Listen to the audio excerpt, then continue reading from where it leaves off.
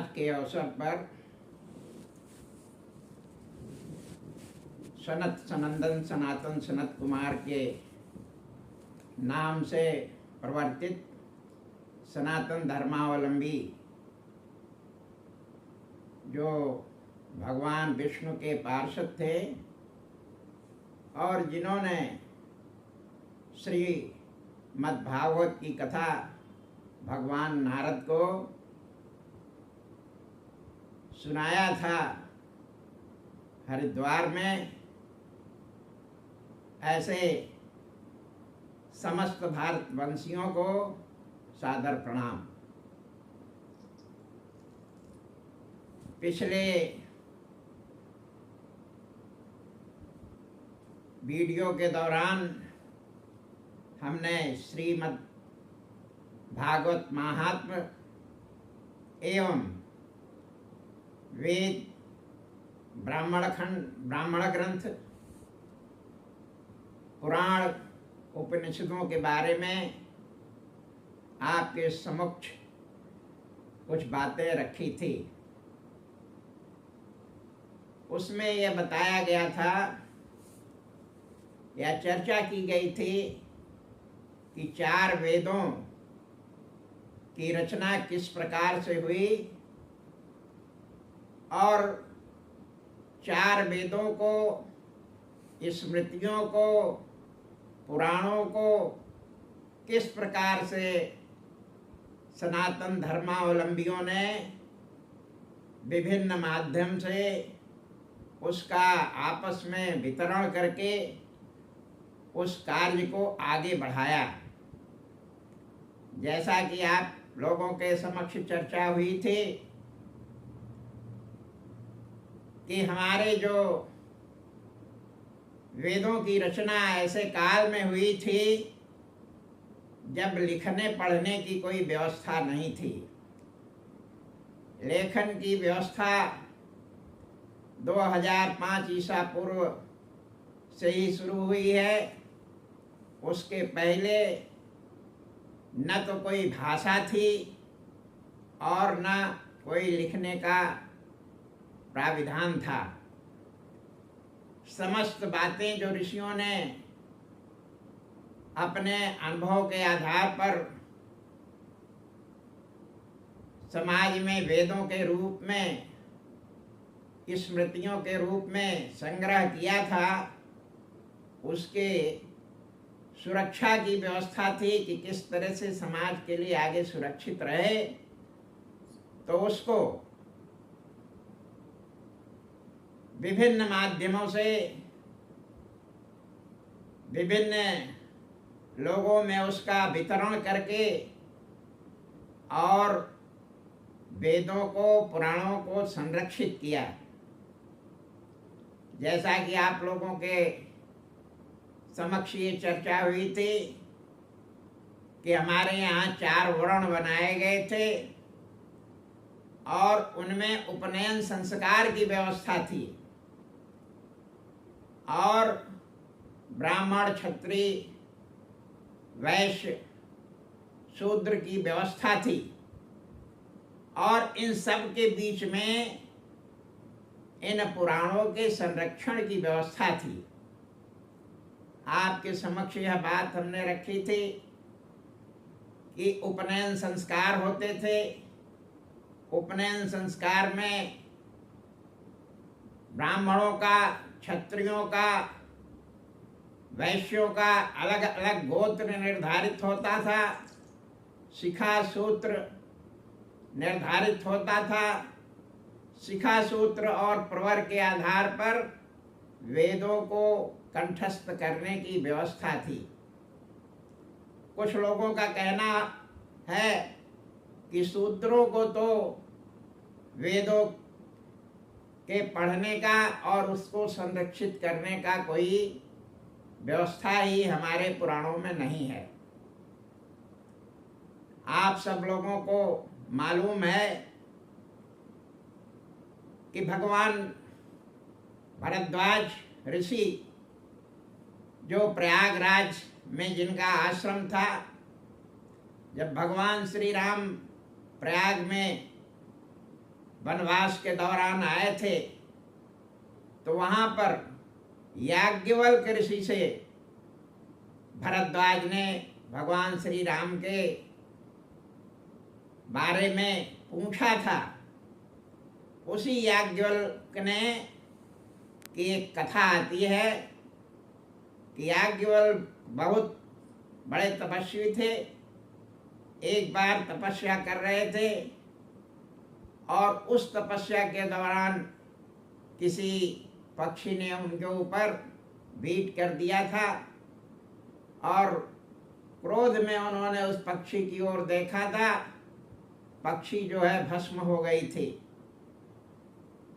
अपनी तपस्या के बाद जैसा कि परंपरा थी, व्यवस्था थी, समाज में भिक्षा के लिए हर तपस्वी को, हर ब्रह्मचारी को निकलना पड़ता था। उसी क्रम में वह कहीं भिक्षा मांगने गए और कोई गृहिणी अपने घर में अपने पति की सेवा कर रही थी। दरवाजे पर जाने पर उन्होंने भिक्षा की बात कही। अंदर से आवाज आई कि महाराज आप थोड़ी देर प्रतीक्षा करें, हम जो हैं किसी कार्य में व्यस्त हैं। ऋषि को यह महसूस हुआ कि यह स्त्री हमारा अपमान कर रही है। अंदर से क्रोधित हुए। उन्होंने कहा कि आपके दरवाजे पर ऋषि खड़े हैं और आप जो हैं वो बहाना बना करके मिलना नहीं चाहते, भिक्षा देना नहीं चाहते। यह बात उन्होंने अपने मन में जब विचार किया तो अंदर से वह महिला बोली कि आप जो हैं हम पर क्रोध न करें, हम इस समय खाली नहीं हैं और हम वह कोई बगुली नहीं है कि आपके ऊपर विष्ठा कर दिए और आपने उसको देखा और वह भस्म हो गई। यह सुनकर के ऋषि को यह महसूस हुआ कि इस स्त्री को याज्ञवल्क ऋषि को यह महसूस हुआ कि यह स्त्री किस प्रकार से जान गई कि हमारे साथ इस तरह से घटना हुई है। इसका अर्थ है कि यह कोई अलौकिक महिला है। उसके बाद उन्होंने प्रश्न किया कि आपको यह बात कैसे मालूम हुई कि हमसे जो है इस तरह की बात हुई। तब उन्होंने कहा कि इस प्रश्न के, आपके इस प्रश्न का उत्तर जो है आप काशी में जाइए। वहाँ जो है वह एक व्यक्ति है जो व्याधि का काम करता है, आपके प्रश्नों का उत्तर देगा। उस महिला की बात को सुनकर के ऋषि याज्ञवल्क उस व्याध के पास गए। वहां पर पहुंचने पर व्याध ने उनको पहचाना और कहा कि आप अभी कुछ देर बैठिए, अभी हम कार्य में व्यस्त हैं। आपको हमारे पास फला व्यक्ति ने भेजा है, फला महिला ने भेजा है। तो वह उस व्याध पर बहुत ही उनको आश्चर्य हुआ कि इस व्यक्ति को कैसे मालूम पड़ गया है कि हमको किसी महिला ने उनसे मिलने के लिए भेजा है। व्याध ने महर्षि से कहा कि इस स्थान पर आप हमारी प्रतीक्षा करें, अभी हमारे पास कार्य है, हमारे पास जो है वो ग्राहक हैं। हम ग्राहक को निपटा देने के बाद ही आपसे बात करेंगे। अंत में जब समस्त ग्राहकों का से उसने अपना मांस वितरण का काम पूरा कर लिया तो ऋषि महोदय के पास आए और उनसे कहा कि आपको हमारे पास भेजा गया है, इसलिए भेजा गया है कि हम जो हैं वो व्याध हैं और अपने कार्य को किस तरह से तन्मयता के साथ करते हैं हमारे पास अगर कोई आता है तो हम उसके साथ, चाहे वो छोटा बच्चा हो, बड़ा हो, कोई परिचित हो, अपरिचित हो, अपने कार्य व्यवहार में न तो उसे खराब माल देते हैं, न उसे कम माल देते हैं। जितना पैसा उससे लेते हैं उतना उसको देते हैं। किसी भी तरह की घटतौली हम नहीं करते और उस अपने कार्य से, अपने पेशे से हम अपने परिवार का पेट चलाते हैं। यह हमारा व्यवसाय है। उस व्याधि की बात को याज्ञवल्क्य ऋषि ने जब सुना तो कहा कि आप इतनी तन्मयता से, अपनी इतनी ईमानदारी से, बिना कोई किसी तरह का ग्राहक के साथ इधर उधर की बात किए, ईमानदारी से अपना कार्य करते हैं, इसलिए अब आपकी जो योनि है वो शूद्र से ऊपर जाकर के अब आप जो है वो वैश्य वंश में गए। तो मेरे कहने का तात्पर्य, अपने कार्य और कार्य निष्ठा के कारण जो भी व्यक्ति जिस भी वर्ण में होता था, जो भी उसके कार्य की निष्ठा होती थी, उसके आधार पर उसका वर्ण बदला जाता था, बदल दिया जाता था। आप लोगों को मालूम है कि वेदों के रचयिता जिन्होंने गायत्री मंत्र की रचना किया था, या यूं कहिए कि जिन्होंने गायत्री मंत्र का दर्शन किया था और उसे समाज में एक विशिष्ट मंत्र के रूप में प्रतिपादित किया था, वह जन्म से क्षत्रिय थे। किसी गाधि तनय नाम था उनका। गाधि तनय का अर्थ है कि वो विश्वामित्र जो है गाधि के पुत्र थे और क्षत्रिय वंश में उनका जन्म हुआ था। अपने कार्यों के कारण उनको ब्रह्मर्षि की उपाधि मिली थी और वे ब्राह्मण मिले थे। मेरे कहने का तात्पर्य ये है कि किसी का वंश जो है जन्म से निर्धारित नहीं होता था। किसी का वर्ण जो है वो वंश जन्म से आधारित न होकर के कर्मों के आधार होता था। क्योंकि विश्वामित्र ने वेदों की रचना किया, महत्वपूर्ण गायत्री मंत्र की रचना किया, वेदों में उन्होंने बहुत बड़ा सहयोग दिया। इस नाते वो ब्रह्मर्षि की उपाधि से विभूषित हुए। उनका जो है अगला जन्म जो है उनको जो समाज में प्रतिष्ठा मिली वो एक ब्राह्मण के रूप में मिली। और इसी तरह से वो जो व्याध था, अपने कर्म और कर्म के आधार पर उसे तुलाधार वैश्य के रूप में समाज ने मान्यता दी। मेरे कहने का अर्थ यह है कि कोई वर्ण जो है जन्म से आधारित नहीं था, कर्म के आधार पर वर्णों का निर्धारण हुआ करता था। और आज भी जो जिस तरह के कार्य में लगा हुआ है उसको उस तरह का सम्मान मिल रहा है। जो गलत काम कर रहा है, किसी भी वर्ण में या किसी भी कुल में पैदा हुआ हो, उसको जो है वह उसके कर्म के आधार पर ही समाज में स्थान मिल रहा है। ये सनातन सत्य है और यह जो है सदैव चलता रहेगा। सनातन धर्म का यही मुख्य जो है सिद्धांत है। मैं आगे कहना चाहता हूं कि वेदों की जो व्यवस्था थी वह हर वर्ण पर उसको आगे निभाने की जिम्मेदारी थी। और समाज के हर व्यक्ति को, हर वर्ण को का यह दायित्व था। और जिस भी वर्ण का व्यक्ति हो, चाहे ब्राह्मण वंश का हो, क्षत्रिय वंश का हो, वैश्य वंश का हो, सबको अपना गोत्र होता है और सबका जो है वो विधान है, सबको जिम्मेदारी है, सबका सूत्र होता है, सबका प्रवर होता है। अब ये अलग बात है कि किसी को अपना प्रवर मालूम है या नहीं मालूम है। अगर नहीं मालूम है तो इसका अर्थ ये नहीं है कि उसका कोई प्रवर नहीं है, उसका कोई शिखा नहीं, उसका कोई सूत्र नहीं है।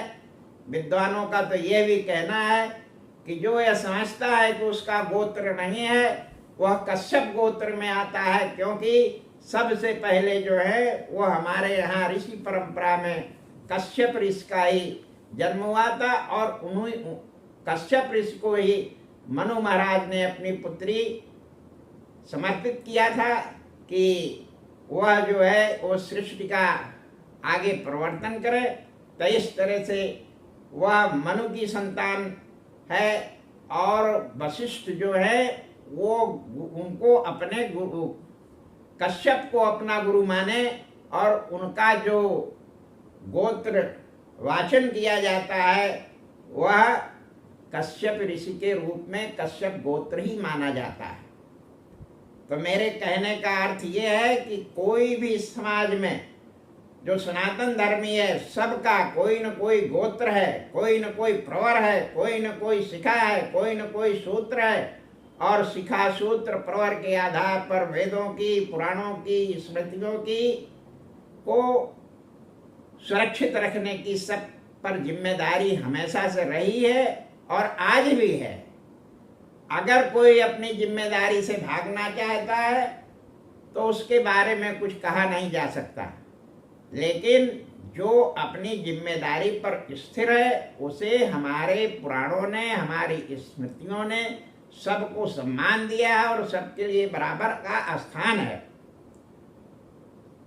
हम आपसे पिछली बार जो पुराणों के बारे में चर्चा किए थे, वेदों के बारे में चर्चा किए थे, उसमें उसके विषय में आगे हम कहना चाहते हैं कि वेदों में, स्मृतियों में और पुराणों में तमाम सारी मत भिन्नताएं थीं, जिसे ऋषियों ने दूर करने का प्रयास किया और दूर किया, तो भी कहीं न कहीं कोई न कोई विषमता सामने आ जाती है। आप सब लोगों को मालूम है कि एक बार जिसका वर्णन महाभारत में है, यक्ष और युधिष्ठिर का संवाद हुआ था। यक्ष ने युधिष्ठिर के समस्त भाइयों को जल पीने के दौरान तालाब के किनारे मूर्छित कर दिया था और अंत में जल पीने के लिए युधिष्ठिर गए थे अपने भाइयों को खोजने के लिए। तो वहां पर उनकी यक्ष से भेंट हुई थी और यक्ष ने उनसे पूछा था कि आप जो हैं, आपके चारों भाई, उनसे मैंने प्रश्न किया था कि मेरे प्रश्नों का उत्तर देने के बाद ही पानी पीजिएगा।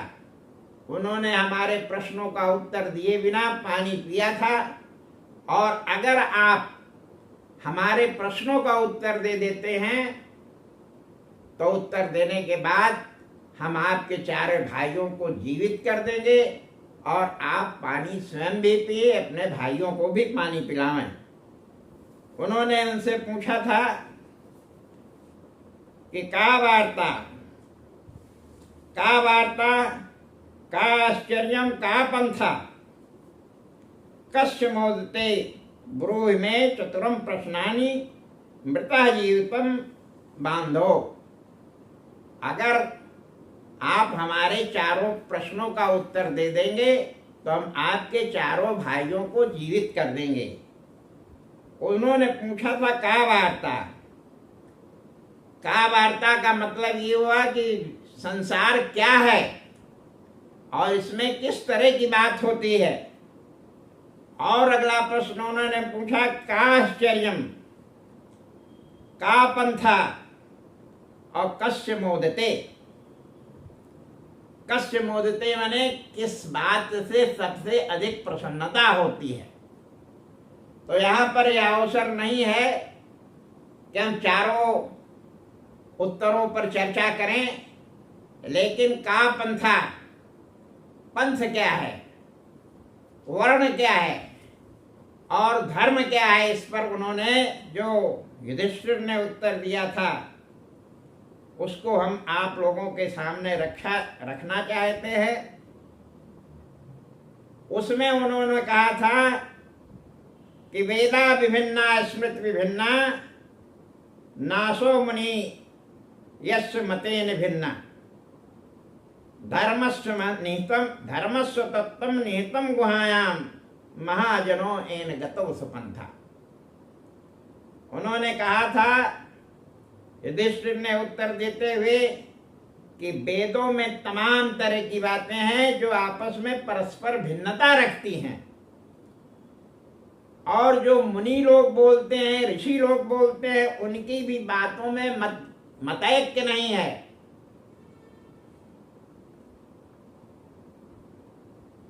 और जो धर्म के अर्थ हैं वो भी बहुत गूढ़ार्थ हैं। अंत में उन्होंने कहा कि महाजनो एन गतोस पंथा, जिस रास्ते पर समाज के श्रेष्ठ लोग चले वही जो है सबसे बड़ा धर्म का मार्ग है। जिस पर भगवान राम चले हैं, जिस पर भगवान कृष्ण चले हैं, जिस पर समाज के तमाम श्रेष्ठ लोग चले हैं, वही हमारा और आपका जो है वो धर्म है, और वही सनातन धर्म है। सनातन धर्म और अन्य धर्मों के बारे में हम आपके समक्ष कहना चाहते हैं कि सनातन धर्म और अन्य धर्मों में क्या अंतर है। सनातन धर्म जो है नित्य नवीन धर्म है।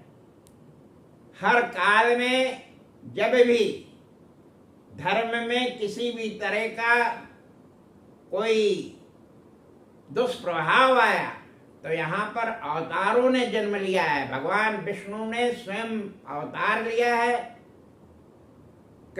भगवान कृष्ण ने गीता में कहा है कि यदा यदा हि धर्मस्य ग्लानिर्भवति भारत अभ्युत्थानम् अधर्मस्य तदात्मानं सृजाम्यहम्। जब जब समाज में धर्म की हानि होती है, गलत बातें समाज में उठने लगती हैं, तब तक दुष्टों का संहार करने के लिए और धर्म की स्थापना के लिए हम जन्म लेते हैं। लेकिन और धर्मों में इस तरह की बात नहीं है। और धर्म में जो उनके पथ प्रदर्शक ने बातें कह दिया है उसको कोई बदलने वाला नहीं है। और उनका तो मानना है कि मनुष्य या जीव केवल एक बार जन्म लेता है, दोबारा कोई उसका जन्म ही नहीं होता, दोबारा कोई सृष्टि ही नहीं होती, दोबारा कुछ होता ही नहीं है। यही अंतर सनातन धर्म और अन्य धर्मावलंबियों में है। इसलिए इस सनातन धर्म में नित्य नई कोपल निकलती हैं, नित्य नई शाखाएं निकलती हैं, नित्य नई नई बातें आती है। कभी राम का राज्य था, फिर कृष्ण का राज आया, फिर और तमाम सारी बातें आई। यही अंतर है हमारे समाज में। अभी हमने आपसे कहा था कि हमारा ये जो सनातन धर्म है इसका नाम सनातन धर्म क्यों पड़ा। इसका नाम भगवान विष्णु के पार्षद थे। सबसे पहला जो अवतार भगवान विष्णु का हुआ उनके जो सभासद थे उनका नाम सनातन सनत कुमार थे।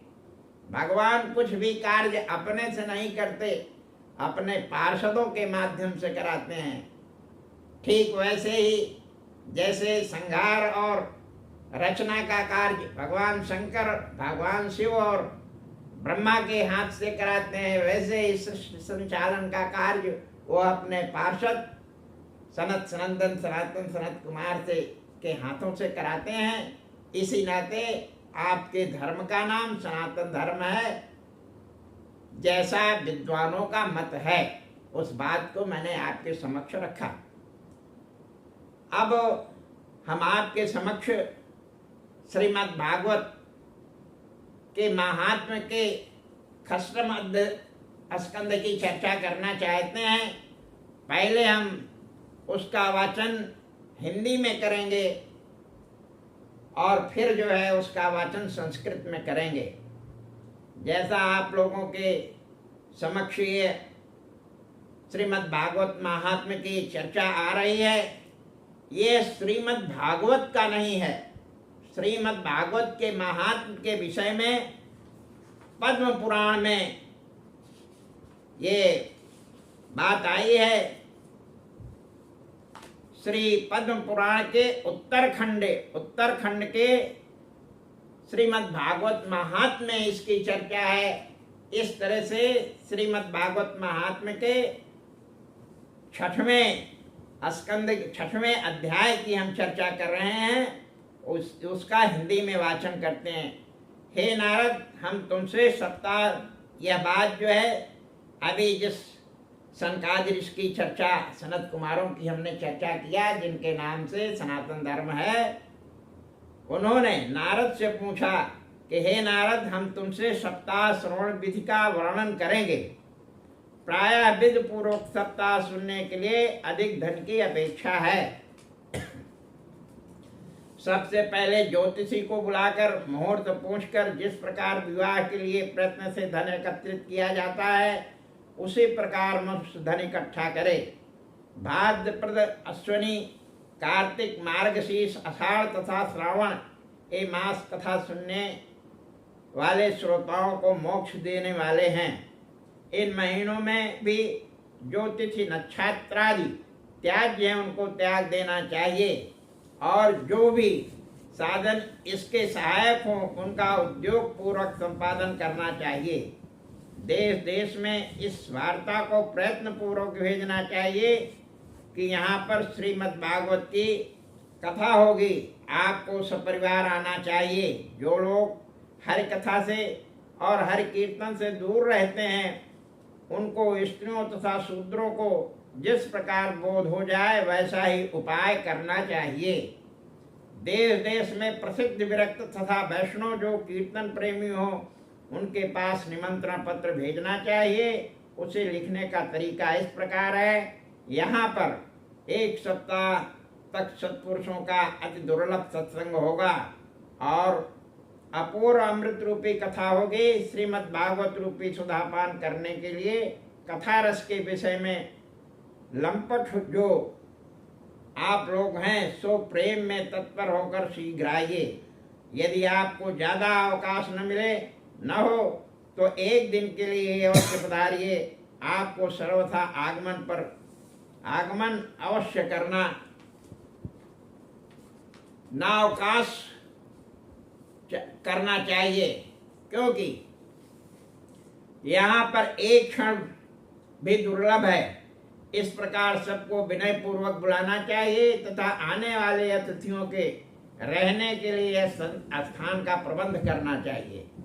तीर्थ स्थान में, जंगल में अथवा घर में कथा श्रवण करना चाहिए।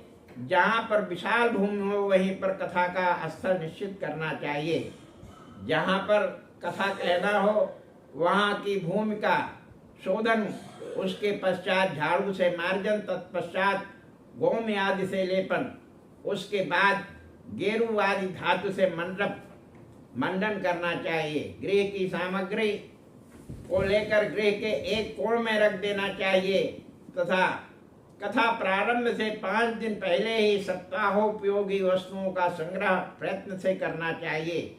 केले के स्तंभों द्वारा अत्यंत ऊंचा मंडप बनाना चाहिए तथा फल तथा पुष्पदलों से युक्त मंडप के चारों ओर चांदनी तान देनी चाहिए तथा मंडप के चारों दिशाओं में अत्यंत ऊंची ध्वजाएं गाड़ देनी चाहिए। मंडप के ऊपर के भाग में 7 लोकों की रचना करनी चाहिए।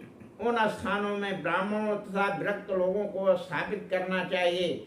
पहले इन महात्माओं के लिए तथा क्रम से यथा योग्य आसनों का प्रबंध करना चाहिए। इसके बाद वक्ता के लिए सुंदर दिव्य आसन मंगाना चाहिए। यदि वक्ता का मुख उत्तर दिशा में हो तो श्रोता को पूर्व में होना चाहिए। यदि वक्ता का प्रांगमुख हो तो श्रोता को उत्तराभिमुख होना चाहिए। अथवा पूज्य पूजक के मध्य देश को ही पूर्व दिशा समझनी चाहिए। श्रोताओं के लिए जैसी शास्त्र सम्मत वक्ता की विधि है वह देश का राज को जानने वाले पुरुषों ने बतलाया है। विरक्त वैष्णव ब्राह्मण वेद शास्त्र वेद संस्कारों से संस्कृत दृष्टांत कुशल धैर्यवान विद्वान तथा त्यागी वक्ता होना चाहिए। अनेक धर्मावलंबी स्त्री लंपट तथा पाखंडवादी जो हैं वे चाहें पंडित ही क्यों न हो फिर भी उन्हें श्रीमद् भागवत का वक्ता नहीं स्वीकार करना चाहिए। वक्ता की सहायता के लिए एक और उसी प्रकार का विद्वान को उसके पास में स्थापित करना चाहिए जो कि श्रोताओं के द्वारा की गई शंकाओं का समाधान भली भांत कर सके तथा इन लोगों को समझाने में चतुर हो। वक्ता को व्रत स्वीकार करके पहले प्रातः काल क्षौर क्रिया करा लेनी चाहिए और अरुणोदय के समय तक शौच स्नान से निवृत्त हो जाना चाहिए। प्रतिदिन सप्ताह परंत संक्षेप में संध्या वंदनादि करना चाहिए तथा कथा में किसी प्रकार का विघ्न न हो इसलिए गणेश जी की आराधना करनी चाहिए। शारीरिक तथा मानसिक शुद्धि के लिए पितृ तर्पण करके कुछ प्रायश्चित करना चाहिए। एक मंडलाकार दिव्य स्थान की कल्पना करके वहां पर श्री हरि को स्थापित करना चाहिए। इसके बाद श्री कृष्ण भगवान को उद्देश्य करके क्रम से सब देवताओं की पूजा करनी चाहिए। एक मंडलाकार करनी चाहिए। फिर पूजन के अंत में प्रदक्षिणा तथा नमस्कार करके भगवान की इस प्रकार स्तुति करनी चाहिए। हे करुणा सागर, इस संसार सागर में मग्न मुझे दीन का इस भावार्णव से उद्धार करो। हे नाथ, मुझे कर्म तथा मोह ने पकड़ लिया है जिससे शीघ्र छुड़ा लो। इसके बाद धूप दीप नैवेद्य आदि के द्वारा श्रीमद् भागवत ग्रंथ की विधिवत पूजा करनी चाहिए। इसके अनंतर श्रीफल को लेकर नमस्कार करना चाहिए तथा प्रसन्न चित्त हो उस समय इस प्रकार स्तुति करना चाहिए। हे नाथ, यह भागवत कथा जो ग्रंथ है सो प्रत्यक्ष भगवान कृष्ण का ही स्वरूप है। मैंने इसे संसार सागर से मुक्त होने के लिए स्वीकार किया है। हे केशव, मेरा यह मनोरथ आप निर्विघ्नता पूर्वक संपन्न सफल कीजिए क्योंकि मैं आपका सेवक हूँ। इस प्रकार के दीन वचन भगवान के सामने कहकर उसके अनंतर वक्ता की पूजा करनी चाहिए। इस प्रकार प्रार्थना करें कि हे भगवान, आप समस्त शास्त्रों के विद्वान हैं तथा सुखदेव स्वरूप हैं, इसलिए आप इस कथाजन्य प्रकाश के द्वारा मेरे अज्ञान का नाश कर दीजिए। अनंतर उसके मनोरथ की सिद्धि के लिए प्रेम पूर्वक नियम को स्वीकार करके सप्ताह पर्यंत उसका यथोचित पालन करना चाहिए। कथा में किसी प्रकार का विघ्न न हो इसलिए 5 ब्राह्मणों का वर्णन करना चाहिए और उसके द्वारा 12 मंत्र का जप करवाना चाहिए। इसके अनंतर विप्र और वैष्णव तथा जो कीर्तन करने वाले हैं उन सबसे आज्ञा लेकर तथा उन सबको नमस्कार के स्वयं आसन के ऊपर विराजमान हो जाना चाहिए। संसार के धन मकान स्त्री पुरुष आदि की चिंता को दूर करके कथा में एकाग्र चित्त होकर पवित्र बुद्धि से जो कथा का श्रवण करता है वह अवश्य उत्तम फल को प्राप्त करता है। सूर्योदय से लेकर 3:30 प्रहर तक अच्छी तरह गंभीर स्वर से वक्ता को कथा कहनी चाहिए। तदंतर मध्याह्न के समय 2 घड़ी कथा बंद कर देनी चाहिए। कथा के विश्रांत काल में वैष्णव भक्तों को कथा के उपलक्ष्य में कीर्तन करनी चाहिए। मल मूत्र जीतने के लिए अल्पाहार करना उचित है तथा कथा के श्रोताओं को एक बार हविष्यान्न भोजन करके तथा कथा श्रवण करनी चाहिए। शरीर में शक्ति हो तो 7 रात तक उपवास कर कथा श्रवण करना चाहिए अथवा घृतपान करके दुग्धपान करके कथा का श्रवण करना चाहिए अथवा फलाहार करके या एक समय अन्न खाकर कथा श्रवण करना चाहिए। तात्पर्य यह है कि जो सुख साध्य हो वही करना चाहिए। यदि उपवास करने से कथा श्रवण में मन न लगे अर्थात कथा में विघ्न हो तो उपवास की अपेक्षा भोजन करना उचित है, जिससे कि कथा में चित्त लगे। हे नारद, अब मैं तुमसे सप्ताह व्रत करने वाले पुरुषों के नियम का वर्णन करता हूँ। जिन लोगों ने विष्णु दीक्षा मंत्र नहीं लिया है उनको कथा सुनने का अधिकार नहीं है। कथा श्रवण करने वाले को ब्रह्मचर्य व्रत को धारण करना, पृथ्वी पर सोना तथा कथा को समाप्ति होने पर पत्तल में भोजन करना चाहिए। दाल तिल गरिष्ठ भोजन या जिसमें बुरी भावना हो एक दिन पहले का पकाया गया हो उसे कथावृत्ति को नहीं खाना चाहिए। काम क्रोध मद मान मत्सर यानी ईर्षा लोभ दम्भ तथा मोह द्वेष इसको त्याग देना चाहिए। वैष्णव ब्राह्मण गुरु तथा गौ की सेवा करने वाले एवं स्त्री राजा बड़े लोगों की निंदा कथावृत्ति को नहीं करनी चाहिए, न सुनने चाहिए। रजस्वला स्त्री शूद्र म्लेच्छ आदि पतित तथा जो ब्राह्मणों से द्वेष करने वाले हों और जिनके वेदाध्ययन का अधिकार नहीं है उनके साथ कथावृत्ति को भाषण नहीं करना चाहिए। इसी प्रकार सत्य शौच मौन सरलता नम्रता उदारता इन सब का भी पालन कथावृत्ति को नित्य करना चाहिए। जो दरिद्र हो, जिसको क्षय रोग हुआ हो, जो भाग्यहीन हो, जो पापी हो, जो संतानहीन हो और मोक्ष चाहता हो, ऐसे प्राणी को अवश्य कथा श्रवण करना चाहिए। इसी प्रकार जिस नारी को रजोधर्म न होता हो अथवा जिसके एक संतान होकर फिर संतान न होता हो, जिसके संतान होता ही न हो, जिसके बच्चे होकर मर जाते हो अथवा जिसका गर्भ गिर जाता हो, ऐसी नारी को यह कथा प्रयत्न से श्रवण करना चाहिए। वे लोग यदि विधि पूर्वक सप्ताह श्रवण करें तो अक्षय फल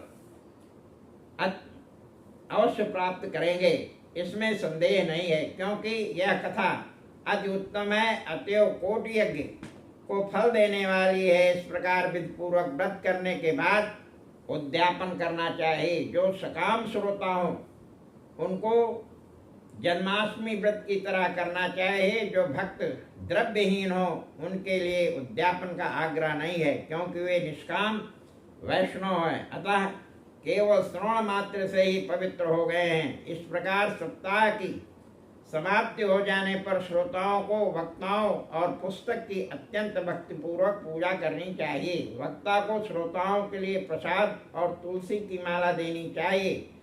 तदंतर मृदंग बीड़ा आदि के द्वारा मधुर स्वर से भगवान का कीर्तन करना चाहिए।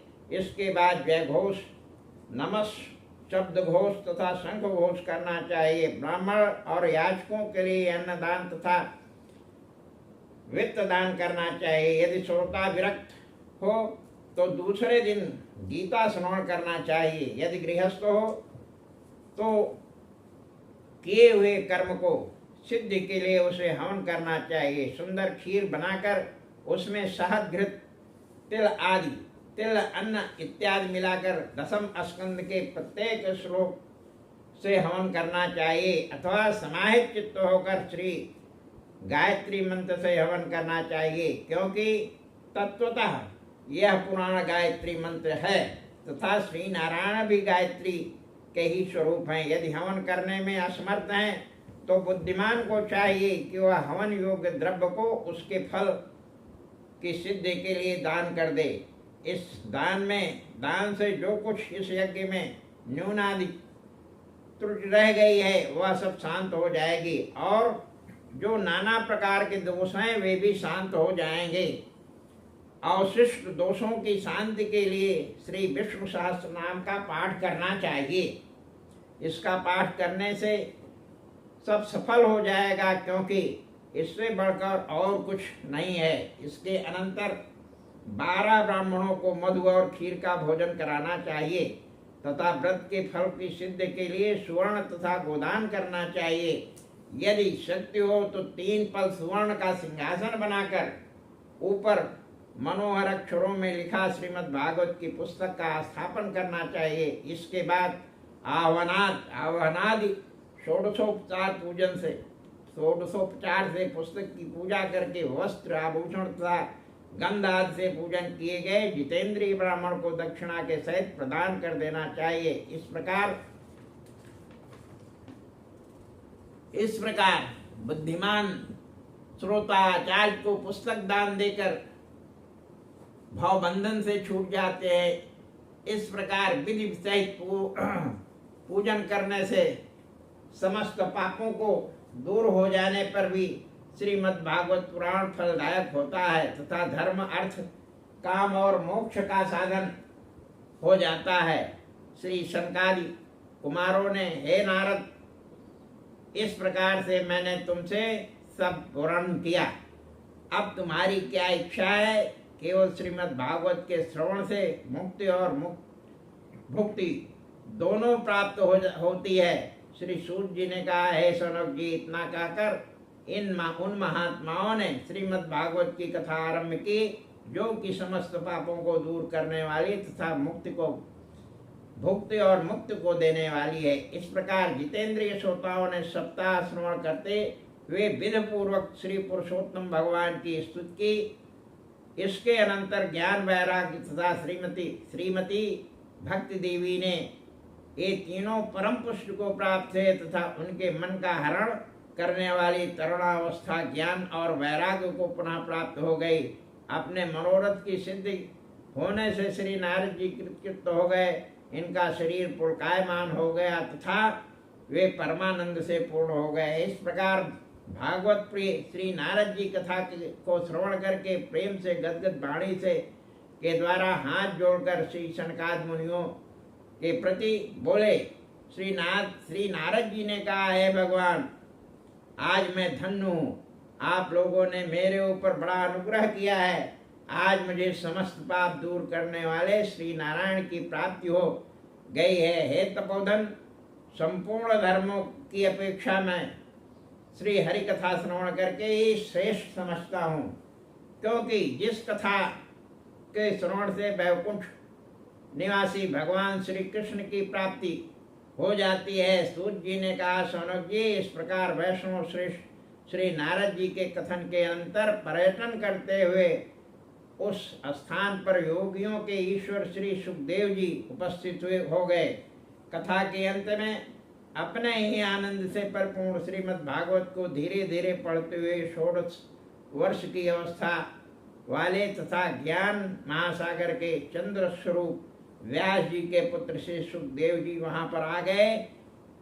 सदस्य लोगों ने परम तेजस्वी श्री सुखदेव जी को देखते ही उठकर सुंदर आसन दिया और इसके अनंतर श्री सुखदेव जी की देवर्षि नारद ने विधिवत पूजा की। तदंतर आसन पर बैठकर निर्मल वाणी द्वारा जो कुछ उन्होंने कहा उसकी आप लोग प्रेम से श्रवण करें।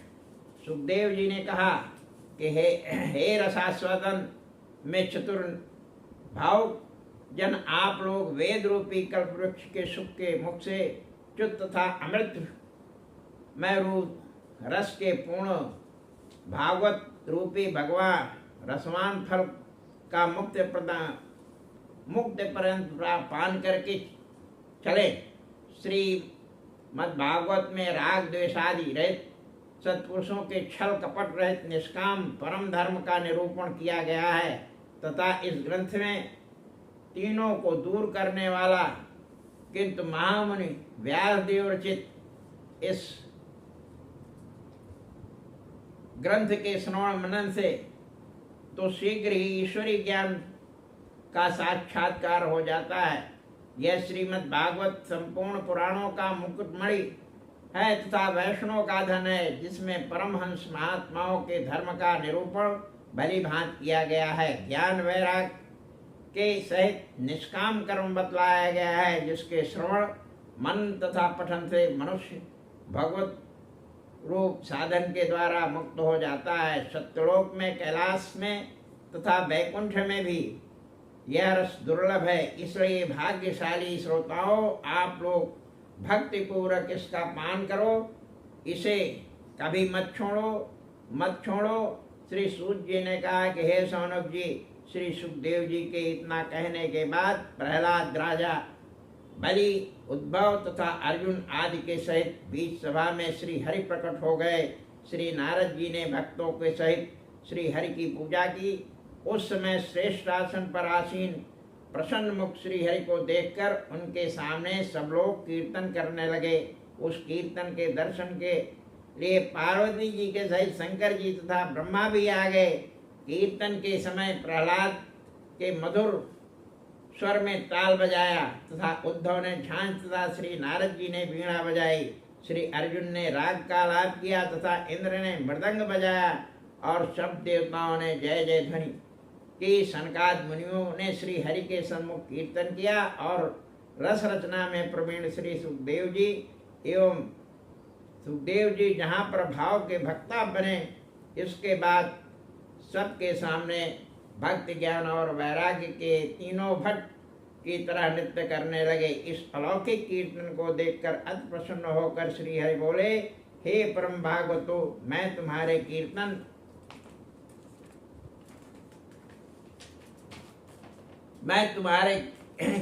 से अति प्रसन्न हूँ, इसलिए आप लोग मुझसे कुछ वरदान मांगिए। इस प्रकार भगवान के वचनों को सुनकर अति प्रसन्न होकर श्री हरि ने हरि के प्रति सनकादि मुनियों ने कहा, हे भगवान, इस सप्ताह रूपी यज्ञ में आप इन सब भक्तों के ऊपर भली भांति प्रसन्न रहना। सप्ताह यज्ञ के द्वारा शीघ्र प्राप्त होना और हे भगवान, हम लोगों का मनोरथ पूर्ण करना, इसकी प्रार्थना सुनकर एवं मस्तु कहकर श्री हरि अंतर्निहित हो गए। इसके अनंतर श्री नारद जी ने सुखदेव जी के तथा श्री सनकादि मुनियों के चरणों में नमस्कार किया। इसके बाद सब श्रोता लोग हर्षित होकर अपने अपने मोह को दूर कर कथा रूपी अमृत का पान करके अपने अपने आश्रम को चले गए। सुखदेव जी ने ज्ञान और वैराग्य के सहित भक्ति की रक्षा अपने ग्रंथ में की है। इसलिए श्रीमद् भागवत के सेवन से श्री हरि अपने वैष्णव भक्तों के हृदय में प्रकट हो जाते हैं। यह श्रीमद् भागवत ग्रंथ दारिद्र्य दुख रूपी ज्वर से दग्ध तथा माया रूपी पिशाचिनी से पीछे गए और संसार रूपी सिंधु में डूबते हुए प्राणियों का कल्याण करने के लिए गर्जना करता है। श्री शौनकाद ने कहा कि हे सूत जी महाराज, श्री सुखदेव जी ने राजा परीक्षित के प्रति किस प्रकार कथा सुनाई, गोकर्ण ने धुंधकारी के प्रति कब कही और सनकादि मुनियों ने नारद जी के प्रति कब कथा सुनाई, इसे हमारे संदेह को आप दूर कीजिए। श्री सूत जी ने कहा, है शौनक जी, भगवान श्री कृष्ण के गोलोक पधारने के बाद कलयुग के 30 वर्ष से कुछ अधिक बीत जाने पर भाद्रपद मास में नवमी से श्री सुखदेव जी ने कथा आरंभ की। राजा परीक्षित के कथा श्रवण के अनंतर 200 वर्ष कली के व्यतीत हो जाने पर शुद्ध आषाढ़ मास में नवमी से गोकर्ण ने धुंधकारी के प्रति कथा सुनाई। इसके बाद 30 वर्ष के और कली के बीत जाने पर कार्तिक मास के शुक्ल पक्ष में नवमी से ब्रह्मा के पुत्र सनकादि मुनियों ने श्री नारद जी के प्रति कथा सुनाई। हे निष्पाप, जो आप लोगों ने हमसे पूछा सो हमने आप लोगों से कह दिया। कलयुग में श्रीमद् भागवत की कथा भव रोग का नाश करने वाली है। यह श्रीमद् भागवत कथा हरि ग्रंथ श्री हरि को बड़ा प्रिय है, समस्त पापों को दूर करने वाला है, मुक्ति का एकमात्र कारण है और भक्ति के विलास का वर्धक है। इसलिए हे महात्माओं, इस कथामृत का पान आप लोग आदर से करें। इससे बढ़कर और कोई हितकारक नहीं है। श्री यम जी यमपास को हाथ में ले हुए अपने अनुचर को बुलाकर उसके कान में कहते हैं कि देखो, भगवान की कथा में मस्त जो भक्त हैं उनको कभी न लाना, क्योंकि मेरा शासन वैष्णव के ऊपर नहीं है। इस असार संसार में विषय रूपी विष के संग से जिनकी बुद्धि व्याकुल हो गई है, उनसे मैं प्रार्थना करता हूँ कि आप लोग अपने कल्याण के लिए क्षण मात्र भी किंचित सुकोक्ति सुधा का पान किया करें। व्यर्थ में क्यों कुमार्ग में चल रहे हैं? श्रीमद् भागवत से मुक्ति प्राप्त होती है। इसमें राजा परीक्षित ही साक्षी हैं। भक्तरस के प्रवाह में स्थित श्री सुखदेव जी ने इस कथा का वर्णन किया। इसलिए यह कथा जिसके कंठ से संबद्ध करती है वह वैकुंठ का स्वामी हो जाता है। इस प्रकार परम गोपनीय संपूर्ण सिद्धांतों का सार मैंने तुमसे अनेक शास्त्रों को देखकर कहा है। इसलिए संसार में सुखदेव जी की कथा से बढ़कर और कुछ भी साधन नहीं है। अतः पारलौकिक सुख की प्राप्ति के लिए प्रत्येक मनुष्य को 12 स्कंधात्मक कथामृत का पान करना चाहिए। जो इसका नियम से श्रवण करता है तथा भक्ति पूर्वक जो वैष्णव के प्रति इसका वर्णन करता है, उन दोनों को उत्तम विधि करने के कारण यथार्थ फल प्राप्त होता है। उसके लिए इस लोक में कुछ भी असाध्य नहीं है। हमने आपके समक्ष इस 6वें अध्याय के श्रीमद् भागवत महात्म्य के विषय में हिंदी में वाचन किया। अगला वाचन हम अगले वीडियो में आपके समक्ष संस्कृत में इसी विषय पर करेंगे। उसके पश्चात जो है श्रीमद् भागवत में क्या विषय वस्तु, क्या सामग्री लगती है और किस प्रकार से श्रीमद् भागवत के कथा में पूजन किया जाता है, उसके विधिका के विषय में आपके समक्ष अपनी बात रखेंगे। आज के अवसर पर इतना ही। अगले वीडियो में आपसे पुनः भेंट होगी। आज के अवसर पर भगवान श्री कृष्ण का स्मरण करते हुए अपनी वाणी का आपको विराम देता हूँ। आप लोगों ने हमें सुनने का कष्ट किया, इसके लिए हम आपके प्रति भावना व्यक्त करते हैं। जय श्री राम।